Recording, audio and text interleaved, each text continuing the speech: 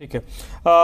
विपिन शर्मा जी, मुझे लगता है कि भारतीय जनता पार्टी हो या कांग्रेस हो, सत्ताधारी विपक्ष अगर बहुत मजबूत होगा तो अपनी बात को वो सत्ता पक्ष से मनवा सकता है। जिस तरीके से अभी इसकी हम लोग बात कर रहे हैं, मुझे लगता है कि इनको नटबोल्ट अभी से कसना शुरू कर देना चाहिए मॉनसून के लिए। हालांकि उसमें भी लेट हो चुका है। अब ये अगर मॉनसून की अगर बात करें तो मॉनसून के लिए जो तैयारियां होनी चाहिए वो भी शायद पता नहीं अभी हुआ है या नहीं हुआ है तो कितना, जो आप लोग दिल्ली में रहते हैं आप लोगों को बेहतर पता होगा। उसकी व्यवस्था मई के महीने से शुरू हो जानी चाहिए। उसमें लगभग 1.5 से 2 महीने का टाइम लगता है। जिस तरीके से काम उसमें होता है 1.5-2 महीने तो लग ही जाते हैं। उसमें कितना काम हुआ आई डोंट नो। जब इंद्रदेव मेहरबान होंगे, बारिश होगी तो पता चलेगा, उसका रियलिटी टेस्ट होगा कि क्या हुआ क्या नहीं हुआ।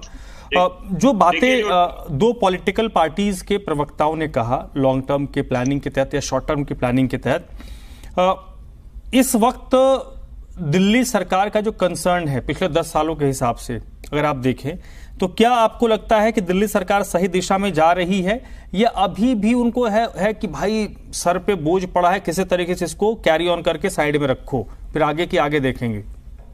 ये भी एक मोड होता है सरकारों का।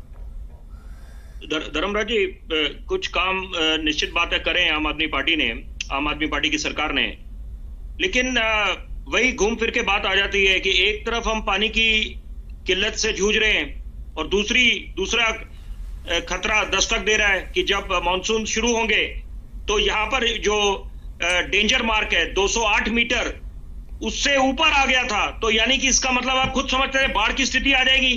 तो आप क्या मतलब कहां दिल्ली को ले जा रहे हैं? तो ये मुझे लगता है कि अब एक मंच पे बैठने की आवश्यकता है सबको। और अभी मैं डॉक्टर अनीत की बात पे बोलूंगा कि देखिए, जो अपर गंगा कैनाल के बारे में बोल रहे थे कि दिल्ली को कितना पानी है, 253 मिलियन गैलन प्रतिदिन मिलता है। और सबसे बड़ी बात है कि यहाँ पर दिल्ली जल बोर्ड की कितनी सप्लाई है, 990 मिलियन गैलन। लेकिन उसके बावजूद यहाँ पर अभी कमी है, क्योंकि दिल्ली को कितना चाहिए, 1380 मिलियन गैलन प्रतिदिन। तो अपने आप में आप समझ सकते हैं डेफिसिट है, बीच में अंतर है। तो यहां पर 2-3 बातें, जैसे अभी डॉक्टर गुप्ता भी बोल रहे थे भाजपा के प्रवक्ता, की एक तो आपको वेस्टेज को रोकना पड़ेगा। दूसरी बात, जो वाटर होल्डिंग कैपेसिटी है, आपको जो वाटर ट्रीटमेंट प्लांट्स है, एसटीपीज है, उनको और एफिशिएंट बनाना पड़ेगा, तभी आप समस्या से निपट पाएंगे। लेकिन इस बीच सबसे जरूरी बात है कि देखिए, सुप्रीम कोर्ट ने क्या बोला है, माननीय सर्वोच्च न्यायालय ने, कि जब आप पानी को ट्रांसपोर्ट कर सकते हैं टैंकर के माध्यम से, तो आप पाइपलाइन के माध्यम से क्यों नहीं पहुंचा पा रहे हो? तो इसका मतलब है इसी में बहुत कुछ छुपा हुआ है। मतलब यही इसी बयान ने सुप्रीम कोर्ट के सब कुछ सामने रख दिया है कि यहां पर मुद्दा कहां पर और पेच कहां फंसा हुआ है। तो आप अगर वाटर टैंकर के माध्यम से पानी एक जगह से दूसरी जगह पहुंच रहा है तो पाइपलाइन से क्यों नहीं पहुंच रहा? इसका मतलब है कहीं ना कहीं धांधलेबाजी हो रही है। और सबसे बड़ी बात है, ये स्कैम है या वो अलग जांच का विषय है, लेकिन इस समय प्राथमिकता मिलनी चाहिए कि जो टैंकर माफिया है, जैसे आप देखते थे आलू प्याज की होर्डिंग होती थी, ब्लैक मार्केटिंग हो जाती थी कि आप पहले डिमांड एंड सप्लाई, जी, कि ज्यादा डिमांड हो रही है तो सप्लाई उतनी नहीं है, होर्डिंग स्टार्ट कर दो, ब्लैक मार्केटिंग स्टार्ट कर दो।